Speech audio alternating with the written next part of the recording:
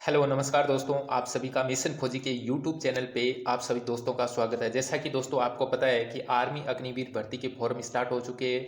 Form की last date मार्च के अंदर है और इसकी जो एग्ज़ाम तारीख है, एग्ज़ाम डेट है वो अप्रैल के अंदर है, यानी 22 अप्रैल 2024 से एग्ज़ाम स्टार्ट होने जा रहे हैं। तो आज हम आर्मी अग्निवीर से संबंधित जो हमारा पोर्शन रहता है, आपको पता है 15 क्वेश्चन जीके के, 15 क्वेश्चन साइंस के, 15 क्वेश्चन मैथ के और 5 क्वेश्चन होते हैं रीजनिंग के। टोटल 50 क्वेश्चन 100 मार्क्स, यानी एक क्वेश्चन 2 मार्क्स का होता है। तो आज हम टॉप 30 क्वेश्चन के बारे में आज की क्लास के अंदर चर्चा करेंगे और इनके ऑप्शन के हिसाब से हम देखेंगे कि कौन कौन से क्वेश्चन क्या, जो कौन सा अलावा ऑप्शन है उससे कौन से क्वेश्चन बन सकते हैं। और आज की क्लास के अंदर 30 क्वेश्चन है, जिसमें से हम 15 क्वेश्चन जीके के बारे में और 15 क्वेश्चन साइंस के बारे में।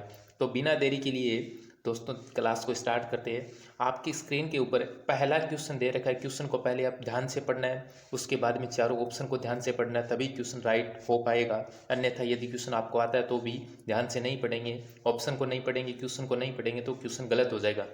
पहला क्वेश्चन देखो, पहला क्वेश्चन दे रखा है। पहला क्वेश्चन है कि प्रधानमंत्री पद की नियुक्ति हेतु व्यक्ति की आयु कितनी होनी चाहिए। प्रधानमंत्री पद की नियुक्ति से संबंधित पूछा गया है कि व्यक्ति की आयु कितनी होनी चाहिए।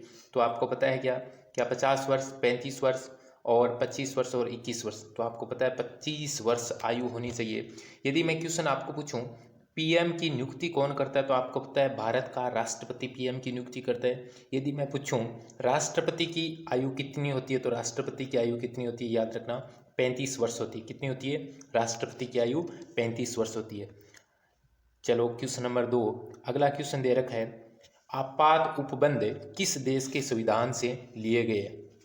यानी भारत के संविधान में आपात उपबंध, आपातकाल की जो शक्तियां हैं वो कौन से देश के संविधान से लिए गए। जापान से, जर्मनी से, ब्रिटेन से, जॉर्डन से। आपको पता है कहाँ से लिए गए? जर्मनी से। भारत के संविधान में आपातकाल से संबंधित प्रावधान लिए गए। यदि मैं पूछूं भारत के संविधान, आपको पता है विश्व का सबसे बड़ा लिखित संविधान है। भारत का संविधान विश्व का सबसे बड़ा लिखित संविधान है। जर्मनी से आपातकाल से संबंधित इसके जो उपबंध लिए गए। अगला क्वेश्चन देखो, क्वेश्चन नंबर 3 आपकी स्क्रीन के ऊपर दे रखा है बोकारो व भिलाई इस्पात कारखाने किस देश के सहयोग से स्थापित किए गए थे। यानी बोकारो और भिलाई इस्पात कारखाने किस देश के सहयोग से स्थापित किए गए थे। ऑप्शन दे रखा है रूस के सहयोग से, फ्रांस के सहयोग से, जर्मनी के सहयोग से और ब्रिटेन के सहयोग से। तो आपको पता है, आपको याद रखना बैरू, यानी बैरू तो कौन सा हो जाएगा? बैरू से, यानी बैरू यानी कौन सा हो जाएगा? रूस हो जाएगा। तो इस प्रकार आप याद रख सकते हो रूस। बरू और भिलाई यानी भीरू, यानी बोकारो और भिलाई दोनों इस्पात संयंत्र कारखाने किस देश के सहयोग से? रूस के सहयोग से। किस देश के सहयोग से? रूस के सहयोग से। यदि ब्रिटेन की मैं बात करूं तो दुर्गापुरा इस्पात संयंत्र है, दुर्गापुरा इस्पात संयंत्र वो किस देश के सहयोग से लगाया गया है? ब्रिटेन के सहयोग से लगाया गया है। अगला क्वेश्चन, क्वेश्चन नंबर 4 दे रखा है। अच्छा, बहुत अच्छा क्वेश्चन है, स्टार लगा लेना, पूछा जा सकता है कि थॉमस कप का संबंध किससे? थॉमस कप का संबंध पूछा गया। थॉमस कप का संबंध किस खेल से है? क्रिकेट से, बैडमिंटन से, फुटबॉल से, बास्केटबॉल से। आपके सामने 4 ऑप्शन दे रखा है, तो आपको पता है थॉमस कप पूछा जाए तो कौन सा हो जाएगा? बैडमिंटन। कौन सा हो जाएगा दोस्तों? बैडमिंटन। यानी क्वेश्चन नंबर 4 का ऑप्शन बी राइट हो जाएगा, बैडमिंटन। अगला क्वेश्चन देखो, क्वेश्चन नंबर 5 दे रखा है नाथुल्ला दर्रा किस राज्य में स्थित है। यानी दर्रे से संबंधित क्वेश्चन है। नाथुल्ला दर्रा किस राज्य के अंदर स्थित है? अरुणाचल प्रदेश के अंदर, उत्तराखंड के अंदर, हिमाचल प्रदेश के अंदर, सिक्किम के अंदर। तो आपको पता है अरुणाचल प्रदेश के हम दर्रों की बात करते हैं तो अरुणाचल प्रदेश में एक तो यंगेप दर्रा है, एक कौन सा है? एक है बोमडीला दर्रा, एक है बोमला दर्रा। उत्तराखंड की यदि दर्रों की बात की जाए तो माना दर्रा, नीति दर्रा, धर्मा दर्रा। हिमाचल प्रदेश के अंदर आपको पता है सिपकिल्ला दर्रा है, बारालांचा दर्रा है। और सिक्किम के अंदर स्थित है नाथुल्ला दर्रा। और नाथुल्ले दर्रे से आपको पता है इसे प्राचीन समय में क्या बोलते थे? रेशम मार्ग बोलते थे। रेशम मार्ग है, रेशम मार्ग 1962 के अंदर भारत चाइना युद्ध के समय इसे क्या कर दिया था? बंद कर दिया गया था। और 2006 के अंदर इसे वापस खोल दिया गया था। तो पूछा जा सकता है नाथुला दर्रा कौन से राज्य के अंदर स्थित है? सिक्किम राज्य के अंदर स्थित है। क्वेश्चन नंबर 6 दे रखा है फ्यूजियमा ज्वालामुखी, फ्यूजियमा ज्वालामुखी किस देश के अंदर स्थित है? ज्वालामुखी से संबंधित है, किस देश का ज्वालामुखी है फ्यूजियमा? जापान का, जर्मनी का, अमेरिका और अफ्रीका का? आपको पता है ये कौन से देश का है? जापान का ज्वालामुखी है, पूछा जा सकता है। ज्वालामुखी से संबंधित भी क्वेश्चन पूछा जा सकता है। यदि मैं बात करूं भारत के अंदर एकमात्र सक्रिय ज्वालामुखी कौन सा है, तो वो है, उसका नाम है बेरन ज्वालामुखी। क्या नाम उसका? बेरन ज्वालामुखी। कहाँ पर स्थित है ये? अंडमान निकोबार द्वीप समूह के अंदर स्थित है। कहाँ पर स्थित है? अंडमान निकोबार द्वीप समूह के अंदर स्थित है। क्वेश्चन नंबर 7 दे रखा है, बहुत अच्छा क्वेश्चन है, बार बार एग्जाम के अंदर पूछा गया है।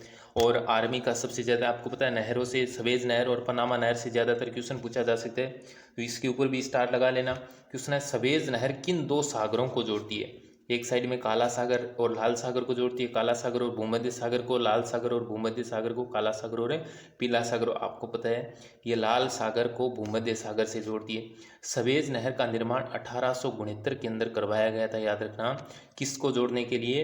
लाल सागर को भूमध्य सागर से जोड़ने के लिए। क्वेश्चन नंबर 7 का ऑप्शन राइट हो जाएगा सी। अगला क्वेश्चन देखो, क्वेश्चन नंबर 8 दे रखा है। क्वेश्चन नंबर 8 दे रखा है, लाल ग्रह कौन सा है? लाल ग्रह से संबंधित है। इन ग्रहों की वर्तमान संख्या आप सभी को पता है कितनी है? ग्रहों की वर्तमान संख्या, ग्रहों की वर्तमान संख्या 8 है। और 8 में से लाल ग्रह पूछा गया, पृथ्वी, शनि, मंगल, वरुण। तो आपको पता है लाल ग्रह कौन सा है? मंगल। मंगल लाल ग्रह। अब देखो पृथ्वी कैसा ग्रह? पृथ्वी है नीला ग्रह। कैसा ग्रह? नीला ग्रह। पानी के कारण ये कैसा दिखाई देता है? नीला दिखाई देता है। शनि कैसा है? काला ग्रह है, और दिन में रात को ये पीला भी दिखाई देता है। वरुण कैसा ग्रह? हरा ग्रह। तो पूछा भी जा सकता है। तो आप मुझे कमेंट करके जल्दी से बताइए, पीला ग्रह कौन सा है? पीला ग्रह कौन सा है? पीला ग्रह कौन सा है? तो आप इसको ऐसे भी याद रख सके, हम नीले, यानी पृथ्वी कहती है मैं नीले, पति पीले। बृहस्पति कैसा ग्रह? पीला ग्रह। याद रखना, हम नीले, पति पीले।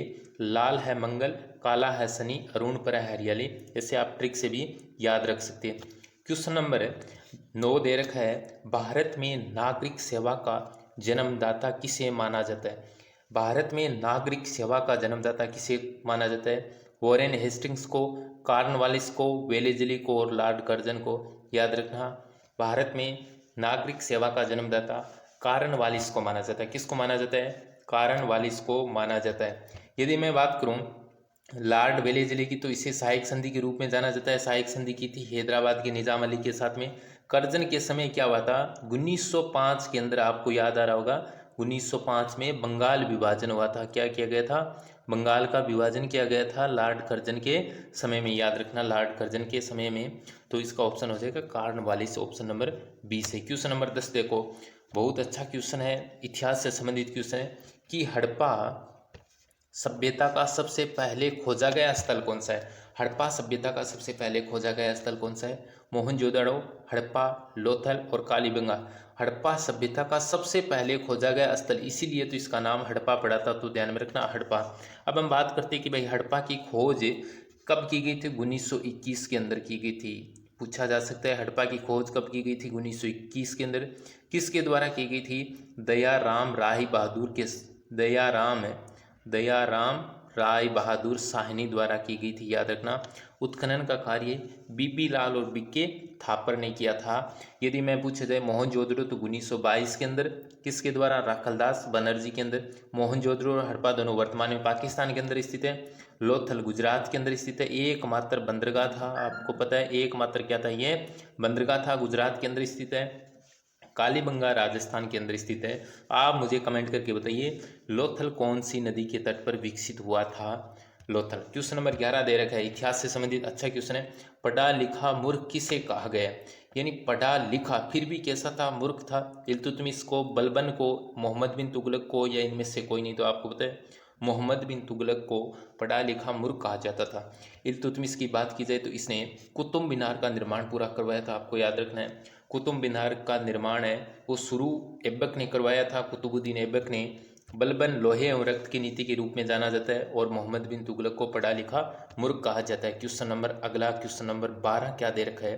क्वेश्चन नंबर 12 देखो, कालबेलिया, कालबेलिया किस राज्य का लोक नृत्य है? आपको पता है कि आजकल एग्जाम के अंदर स्टैटिक जीके के ज़्यादा क्वेश्चन आ रहे हैं, और स्टैटिक जीके के अंदर सबसे ज़्यादा नृत्य से संबंधित क्वेश्चन पूछा जा सकता है, फोक डांस से संबंधित पूछा जा सकता है, क्लासिकल डांस से संबंधित क्वेश्चन पूछा जा सकता है। कालबेलिया किस राज्य का लोक नृत्य है? उत्तर प्रदेश का, बिहार का, मणिपुरी का, मणिपुर का और राजस्थान का। तो आपको पता है कालबेलिया राजस्थान का है, गिद्धड़ भी राजस्थान का है। उत्तर प्रदेश का आपको पता है कौन सा है? उत्तर प्रदेश की हम बात करें तो उत्तर प्रदेश के अंदर एक तो नौटंकी नृत्य प्रसिद्ध है। बिहार के अंदर बात करें तो आपको पता है बिहार के अंदर कौन थे? एक जाट जाटी नृत्य, एक आपको पता है नागा नृत्य भी बिहार का है, और एक कौन सा है आपको पता है कर्मा नृत्य भी कहाँ का है? बिहार का है। आप मुझे कमेंट करके बताना नागा नृत्य कहाँ का है? नागा नृत्य कहाँ का है? नागा बिहार का नहीं है, नागा कहाँ का है? असम का है। कहाँ का है? असम का नृत्य नागा नृत्य। मणिपुर का आपको पता है मणिपुर का एक शास्त्रीय नृत्य, उसका नाम है मणिपुरी शास्त्रीय नृत्य। मणिपुरी शास्त्रीय नृत्य। भारत के 8 शास्त्रीय नृत्य, कितने? 8 है शास्त्रीय नृत्य। अगला क्वेश्चन दे रखा है क्वेश्चन नंबर 13, पंडित जसराज का संबंध किस वाद्य यंत्र से है? ऑप्शन दे रखा है आपके सामने, तबला से, सितार से, बांसुरी से, वायलिन से। तो याद रखना पंडित जसराज का संबंध किससे है? तबला वाद्य यंत्र से है पंडित जसराज। आपको पूछा जाए बांसुरी वादक तो हरिप्रसाद चौरसिया।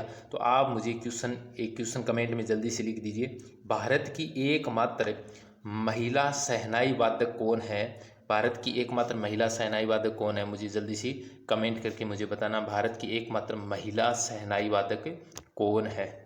अगला क्वेश्चन दे रखा है, प्रसिद्ध विरूपाक्ष मंदिर कौन से राज्य में स्थित है? तो आपको पता होना चाहिए केरल के अंदर स्थित है क्या, कर्नाटक के अंदर, तमिलनाडु के अंदर या मध्य प्रदेश के अंदर?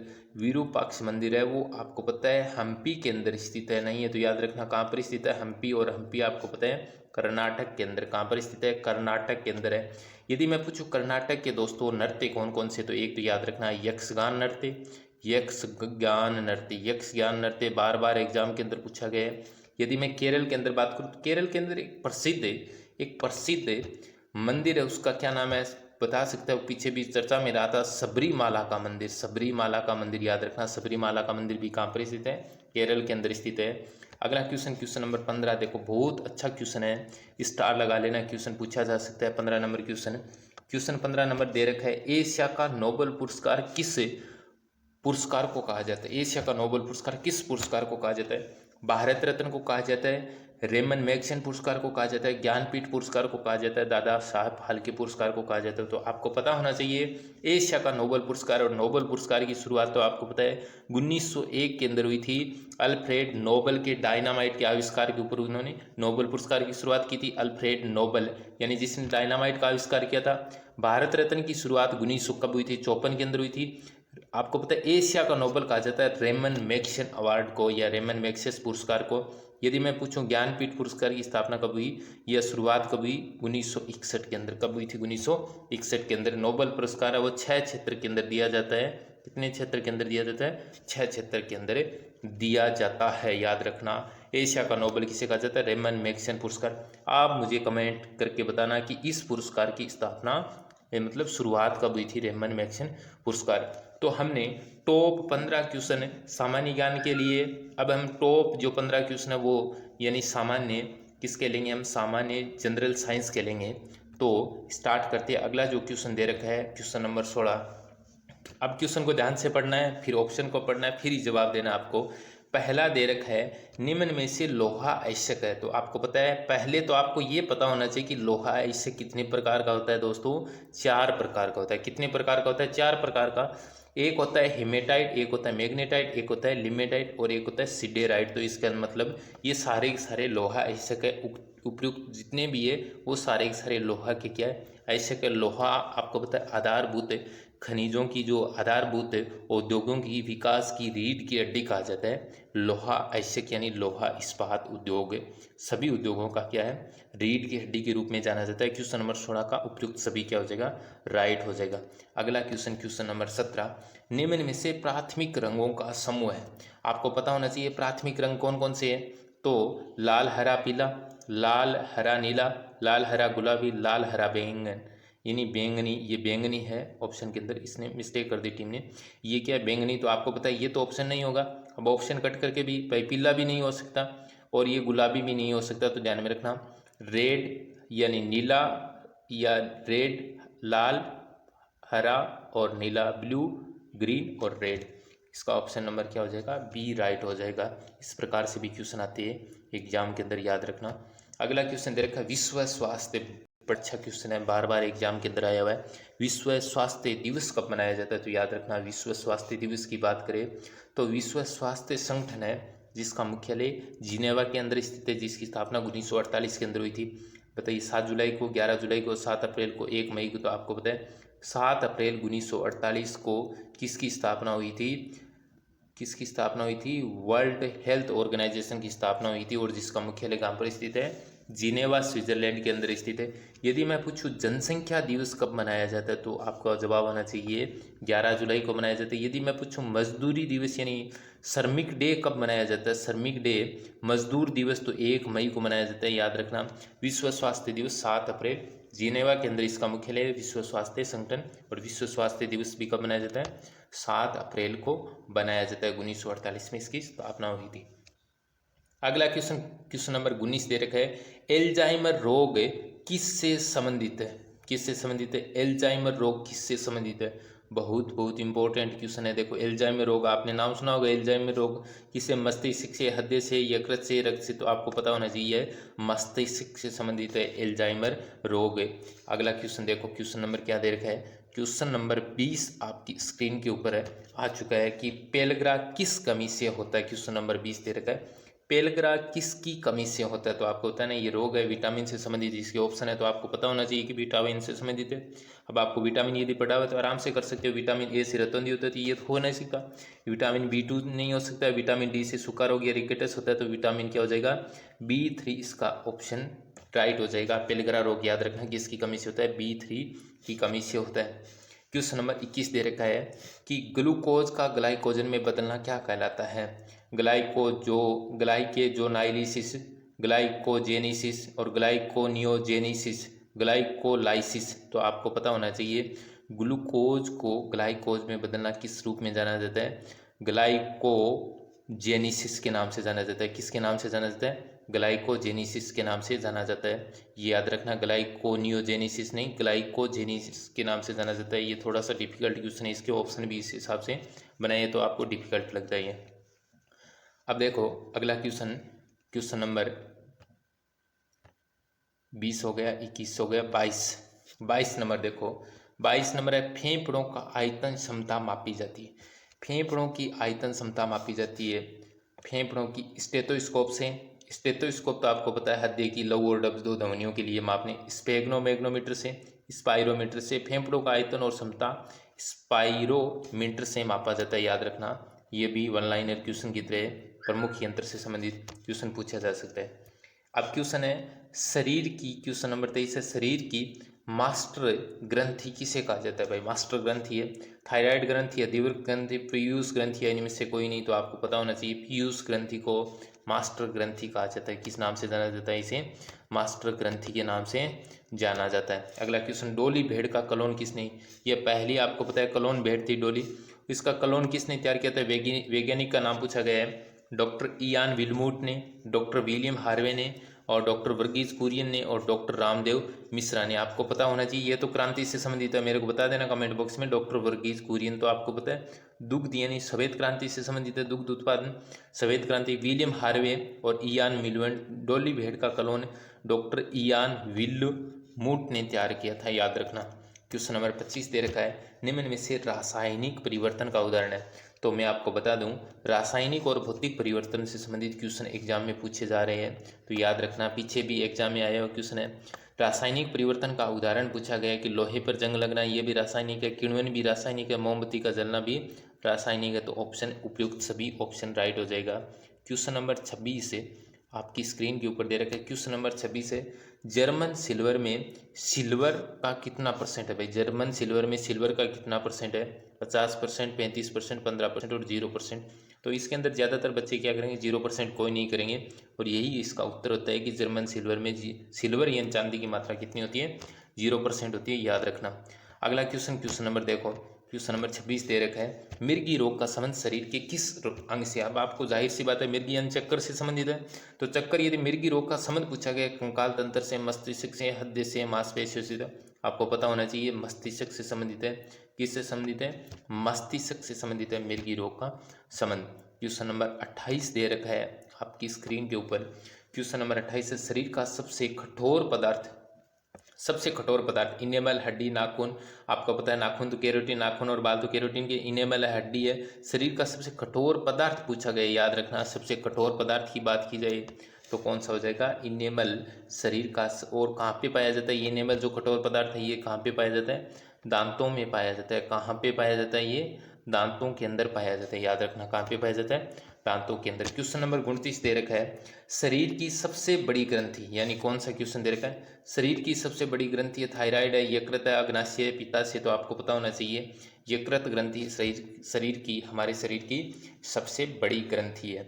अगला क्वेश्चन आज की क्लास का यानी अंतिम क्वेश्चन 30 नंबर क्वेश्चन है, कॉकरोच के श्वसन अंग कहलाता है। क्वेश्चन नंबर 30 है, कॉकरोच के श्वसन अंग कहलाते हैं फेफड़े, श्वसन, सतह, श्वसना, श्वास रंध्र और नौन, यानी इनमें से कोई नहीं। कॉकरोच श्वसन अंग कहलाते हैं फेफड़ों से, श्वसन सतह के, श्वास रंध्र से। कॉकरोच के श्वसन अंग आपको पता होना चाहिए, श्वास रंध्र को श्वसन अंग के नाम से जाना जाता है। तो आप मुझे बताना कि आज की क्लास आपको कैसी लगी, और आज की क्लास के साथ ही मैं आपको कुछ होमवर्क के रूप में, प्रैक्टिस के रूप में देके जा रहा हूँ। तो जो हमने अभी 30 क्वेश्चन यानी 15 क्वेश्चन जीके के और 15 क्वेश्चन साइंस के पढ़े थे, जिसमें से कुछ मैं आपको प्रैक्टिस के रूप में दे रहा हूँ। प्रैक्टिस के रूप में आप मुझे बताना लावणी कौन से राज्य का नृत्य, ये आपको बताना मुझे। विश्व की सबसे ऊंची चोटी आपको मुझे बतानी है। भारत की सबसे पूर्वी राजधानी कौन सी है, ये सबसे पूर्वी राजधानी है, ना कि मैंने राज्य पूछे। काला पानी की जेल कहाँ पर स्थित है, ये मुझे बताना। बंगाल विभाजन कब हुआ था, और ये तो मैंने आपको एक इसके अंदर बता दिया क्लास के अंदर कि बंगाल का विभाजन किसके काल में हुआ था और कब हुआ था, ये भी मैंने बता दिया। तो इस बाकी ये जो 5 क्वेश्चन है, जो बंगाल विभाजन हुआ, काला पानी की जेल कहाँ पर स्थित है, सबसे ऊंची चोटी है, पूर्वोत्तम राजधानी है, लावणी कहाँ का, ये मेरे को प्रैक्टिस के रूप में आप कमेंट करके बता देना। और अगली हम नेक्स्ट क्लास होगी तो उसके अंदर क्या कर लेंगे, हम इन क्वेश्चनों को ऐड कर लेंगे और इनके उत्तर मैं आपको बता दूंगा। अब देखो मिशन फौजी का यूट्यूब चैनल है, उस यूट्यूब चैनल को सब्सक्राइब कर लेना और बेल आइकन की घंटी को प्रेस करना। वीडियो अच्छा लगे तो आपको लाइक करना है, अपने दोस्तों के साथ में शेयर करना है, ताकि आप लाइक और शेयर ज़्यादा से ज़्यादा करेंगे तो भाई क्लास लेने का हमारा मोटिव और रहेगा। और हमारी क्लासें वो निरंतर रहेगी आर्मी अग्निवीर 2024 एग्जाम तक। तो आप जल्दी से जाके यूट्यूब चैनल को सब्सक्राइब कर लेना और बेल आइकन की घंटी को प्रेस कर लेना। और जो भी कोई और प्रॉब्लम होती है तो मुझे कमेंट करके बता देना, मैं आपका कमेंट का रिप्लाई जल्दी दूंगा। तो आज की क्लास को मैं यही विराम देता हूँ। जय हिंद, जय भारत, वंदे मातरम दोस्तों।